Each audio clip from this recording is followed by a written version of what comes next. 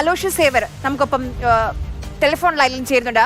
Aloysius, ഇതുവരെ ഒപ്പിട്ടേക്കും ഭാഗമായേക്കും എന്നുള്ളതാണ്.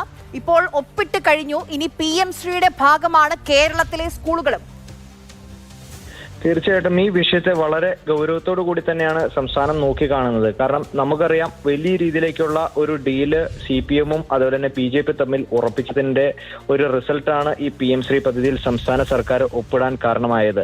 കാരണം നമുക്കറിയാം, ഒരു തദ്ദേശ പൊതു തെരഞ്ഞെടുപ്പിലേക്ക് സംസ്ഥാനം നടന്നു നീങ്ങുമ്പോൾ വലിയ രീതിയിലേക്കുള്ള അന്തർധാര BJP CPM കേന്ദ്രങ്ങളിൽ നിന്ന് ഉണ്ടാകുന്നുണ്ടെന്ന് വലിയ രീതിയിലേക്കുള്ള ചർച്ചകൾ എല്ലായിടത്തും ഉണ്ടാകുമ്പോഴും അതിനെല്ലാം ഉറപ്പുവെക്കുന്ന തരത്തിലേക്കാണ് ഇത്തരത്തിൽ പോയിരിക്കുന്നത്. നമുക്കറിയാം, 2022-ലാണ് PM ശ്രീ പദ്ധതി രാജ്യത്ത് ലോഞ്ച് ചെയ്യുന്നത്. 3 വർഷങ്ങൾക്ക് ശേഷം ഈ പദ്ധതി ഒപ്പിടുന്നു എന്ന് പറയുമ്പോൾ അതിൽ വലിയ രീതിയിലേക്കുള്ള ഗൂഢാലോചനയുണ്ട്. എല്ലാം വാ തോരാതെ വലിയ സംഘപരിവാർ വിരുദ്ധതയെപ്പറ്റി സംസ്ഥാന സർക്കാർ സംസാരിക്കുകയും എന്നാൽ സംഘപരിവാറിന്റെ അജണ്ടകളെ സംസ്ഥാനത്തിലേക്ക് നടപ്പിലാക്കാൻ മാത്രമേ ഈ PM ശ്രീ പദ്ധതി വഴി നമുക്ക് ലഭ്യമാവുകയുള്ളൂ.